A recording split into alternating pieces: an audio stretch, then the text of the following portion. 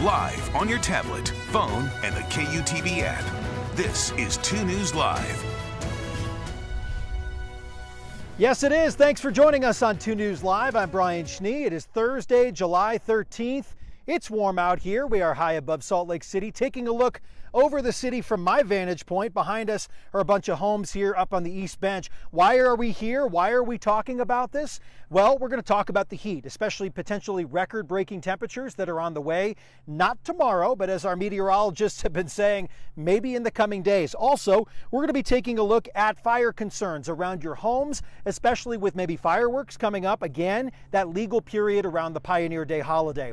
Before we get there, though, let's take a look at what's making headlines right now on KUTV.com.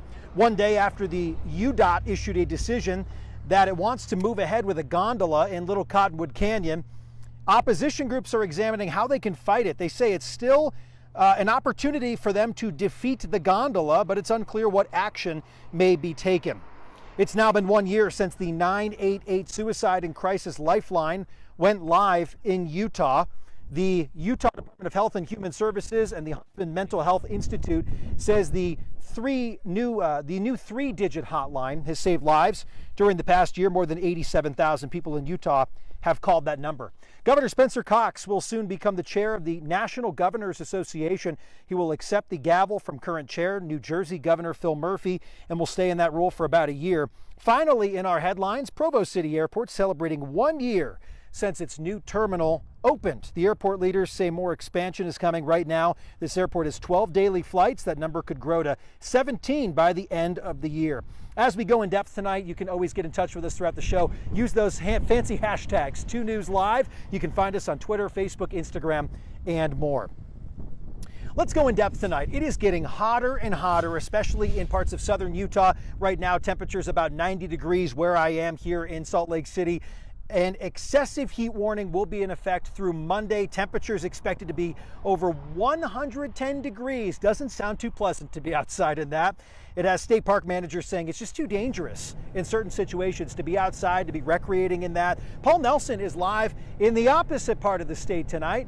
Paul, how dangerous is this kind of heat? What are people telling you? Well, let me show you exactly how hot it is. We are just outside of a scenic overlook by Snow Canyon State Park, and our temperature, our thermometer is reading 103 degrees outside. Now, that actually is a little bit cooler than what it was a little bit ago, so we have actually cooled off a touch.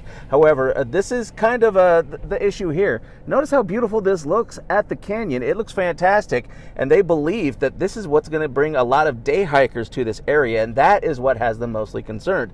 There were very few people actually camping at the park for right now. It was mostly just, hikers that people were worried about. And the reason why is because they have seen an uptick in the number of heat-related illnesses and other problems at the park.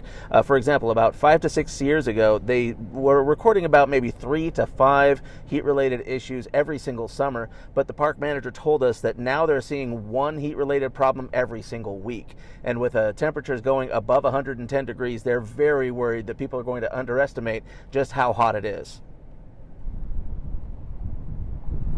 Paul, how about for yourself? How's the heat treating you? I'm in the car because the air conditioning is wonderful. We'll be back outside a little bit later. But the funny thing was, the park managers also said it isn't just the air that's the problem. I mean, the air temperature, when we recorded a piece around 3 o'clock in the afternoon, and it was 108 degrees in the shade, and that was what it was outside in the air. But then they gave us a ground probe, and we were able to take a measurement of how hot the ground is. It was 153 degrees radiating from the ground, and they say that is the biggest problem that people underestimate, is how hot the ground is. The ground should be, if it's 110, 108 degrees, add on at least another 20 degrees coming from the ground. So that's another thing that people are very concerned about. So even if you hydrate, even if you put on a lot of sunscreen, the ground still might be just too hot to hike on. So that's what they're saying. If you want to do some hiking, it's best to come very early in the morning. They were telling us that the park actually opens up at 6 o'clock in the morning. And if you want to go hiking, that really is the best time to do it. Paul Nelson live for us in St. George tonight. Paul, enjoy the AC, keep it cool, and don't spend too much time in the heat, right? Thank you. Well, of course, we want to hear from you in our tag board poll coming up in just a few minutes about the heat. Before we get there, though, there's an obvious concern. If you're going to be outside, if you and your family are going to be outside. Earlier today, we spoke to a pediatrician with the University of Utah Health Center, which is right over here, by the way, about what is important right now. If you're planning to be outside, here are some of the measures you should take as we approach the heat wave. I'd love for families to just be aware of the temperatures, how long they're outside for, making sure that they're wearing sunscreen to prevent burns, bringing water with them where they're going to prevent dehydration, and just ensuring that they have a way to get out of the heat if they need to. Children, women who are pregnant, the elderly are at higher risk for adverse effects from heat. It can make chronic conditions worse. It can lead to signs of heat exhaustion, heat stroke much sooner in that population than in those who don't have pre-existing conditions or aren't at those ranges of ages, the end of the spectrums. For those who want to go hiking, I think if you can get up to those higher elevations, you can move up in the mountains, you're going to get that decrease in temperature, which is really important. Ensuring, again, that everybody has enough water for themselves, for their animals. If you're going to take your pets hiking, your dog, they need to have water as well. Making sure that you have sunblock on, because if you're getting sunburned, you're not able to adapt to the heat as well as if you were kind of shaded, wearing hats, that sort of thing. If you're going to be out on the water, sunblock is important, really reapplying every 2 hours, regardless of whether you're hiking, you're on the water. It just doesn't last all day. And then making sure that if you are feeling hot, getting in the water, because the water should be a little bit cooler than the air outside, and that can help cool you off. But again, you need to have a plan of where you're going to go if you need to cool down.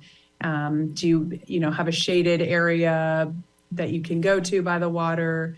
If you're hiking, again, if you can be on a trail with some trees and some shade, that also drops that temperature a little bit and makes things a little more tolerable. All right, of course, we want to hear from you at home. Scan the QR code on your screen right now. Do the current hot temperatures make you reevaluate your outdoor plans? Right now, the majority of you saying, I'm going to play it cool. I'm going to stay home anyway. The second most saying they're going to change plans to another day. That might be recommended. Andrew, behind the lens here, take a quick walk with me. So you see what I'm on here? This is probably some very hot pavement. Paul Nelson just talked about this. Imagine being a dog walking on this. Doesn't sound so pleasant. Here's some advice for pet owners about the heat. So signs of overheating can be labored breathing, heavy panting that doesn't resolve after the animal has been resting. Best Friends Animal Society you can do to keep your pets cool are walk your dog in the early morning or late evening, the coolest parts of the day. Be aware of the temperature of the sidewalk. As we mentioned, it could be a burning sensation to your pet's paws. Have fresh, cool water at all times. Most dogs are smart. They don't want to drink the hot water. They want the good stuff. Chase Thomason, I think you know all about this, right? You are Francis's caretaker. Yes. You wouldn't dare take Francis out in the temperatures like this. You know better. Yeah, it's way too hot, especially in the afternoon and if it's been very sunny on that pavement. You're right, go out in the morning, but you know what, even this morning, Brian, it was a little too warm for Francis. So our walks and our hikes have been kind of cut here in the month of July just a bit. It was a hot day. The temperatures, though, they're about to get a whole lot hotter, Brian. So here we go. As we head out the door right now, we're still well into the 90s. So I think a t-shirt was a good choice today and not a suit for 2 News Live. You can see all the 90s across northern and central Utah today. 104 in Hanksville, 102 in Moab, and 105 in St. George. And as Paul mentioned, the air temperature, that's actually officially taken in the shade. It is a lot warmer in the sun and, of course, on concrete or pavement. So this is extreme, and it's only going to get hotter, especially later in the weekend. So St. George, putting things in perspective, of course, last year was the hottest summer on record. We had 30 days to this date at or above 100 degrees in St. George. So far, we've only had 13 days. So that's good. But the next 7 days, it looks like we'll likely be in the triple digits. Now, Salt Lake has only had 2 so far. Normal is 8. We're going to tack on at least a couple more, I think, here shortly. The record, though, which is probably not going to be in jeopardy because we're just so far behind, was last year at 34 days, seeing triple-digit temperatures in Salt Lake. Now, we have gone ahead and issued a first alert weather day for this extreme heat this weekend and early next week for northern and southern Utah. Along the Wasatch Front, we'll likely see highs up to 104 degrees Sunday and Monday. Starting on Saturday, though, down in St. George, we'll see highs up to 115 degrees. And that does also include the lower valleys of Washington County and the Lake Powell area. And that's where we have those excessive heat warnings in pink. Excessive heat warnings also for the Wasatch Front. Heat advisories for the rest of the state. You're still going to have triple-digit heat, but we're most concerned about where we have those warnings, where it will be a little bit more on the extreme side and flirting with record highs. You can thank this ridge of high pressure. It's pushing more towards the northwest on Friday, so our winds are still out of the north and northern Utah. So we might actually cool a degree or two tomorrow. Doesn't last long because that high pushes into Utah. By Sunday, it actually strengthens, and that's why it's so extreme and, again, flirting with record highs. By Tuesday, the high drifts towards the east with the extreme heat, and we'll likely see the high flatten, and that will allow temperatures to drop a couple degrees in northern Utah. There's actually a storm system to our north that might help pull in a little bit of moisture, so we've added a very slight chance for a pop-up thunderstorm on Tuesday and on Wednesday. And then this high will likely build back in with the heat. Now for tonight, still not bad. We'll be in the upper 60s along the Wasatch Front with some 50s and 60s in central Utah, but not a lot of relief in St. George at 77, going to 108 tomorrow in St. George. We'll be in the mid-90s in central Utah and low 90s along the Wasatch Front, maybe even a degree below normal in Salt Lake City. But again, that's only for one day.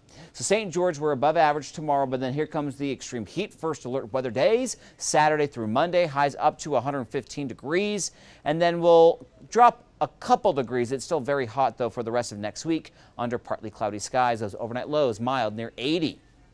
Salt Lake, 93 degrees tomorrow, and then we go to 96 on Saturday. 103 Sunday, which would tie a record high. 102 on Monday, first alert weather day, upper 90s for the rest of the week. And as I mentioned, a little bit of moisture moving in Tuesday, Wednesday, so maybe a pop-up thunderstorm can't be ruled out. Probably not going to get a whole lot of rain out of it, and the best chance will be in the mountains. But at least we won't see any more triple-digit temperatures, but it'll still be pretty hot, Brian. A potentially dangerous heat, Chase, not just in northern Utah, but especially for our friends in southern Utah. As we heard from Paul Nelson, some of those ideas for everyone to stay safe if they're heading out and recreating, enjoying our state parks or many of the trails out there. Definitely one of the things you want to keep in mind for this weekend. We don't like these kinds of records too much. Do we, Chase?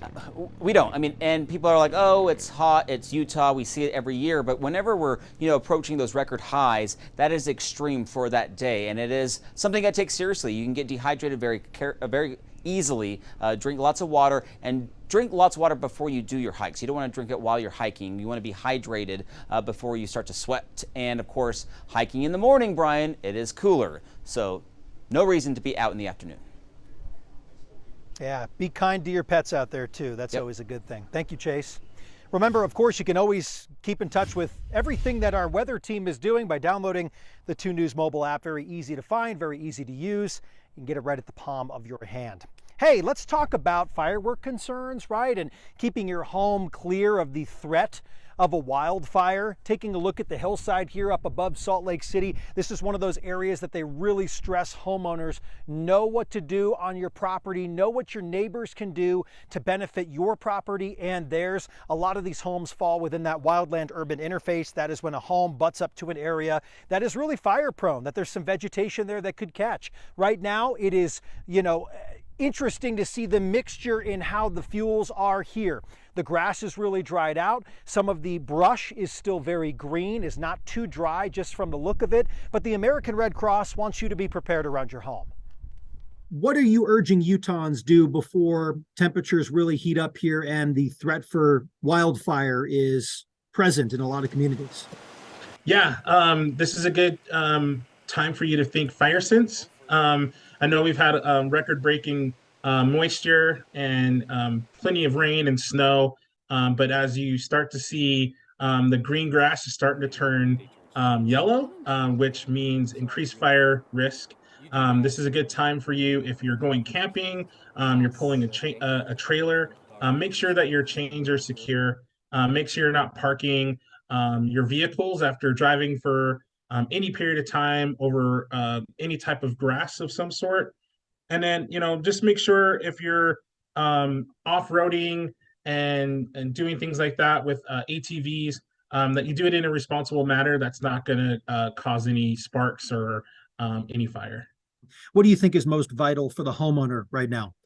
Anyone who's in the up on the bench of the mountain and things like that, this is a good time for you to start thinking of cutting brush and your grass and things away. You want to make sure you have that clearance around your home, so if a fire does break out, you have it gives first responders enough time to be able to get up there and to start those measures. If you're leaving brush and dry grass, trees, dead trees, and things like that up against your home, there really increases that risk of fire danger and damage to your home. We've had several, fires that have happened along the interstates, and down south. We've had some fires that have occurred in some areas, and that was due to lightning and things like that.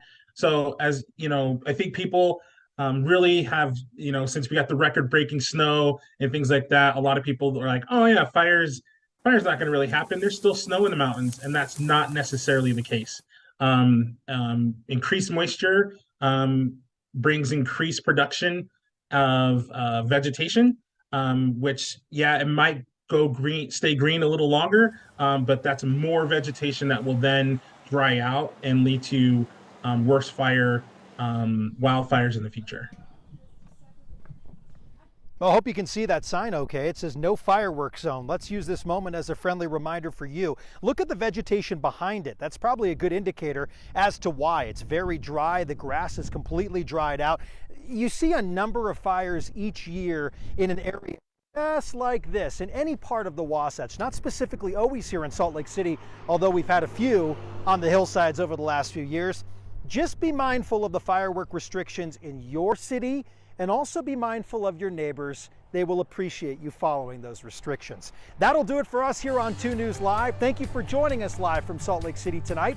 I'm Brian Schnee. We hope to be back with you tomorrow for a Friday edition of 2 News Live. Thanks for joining us. Have a great night.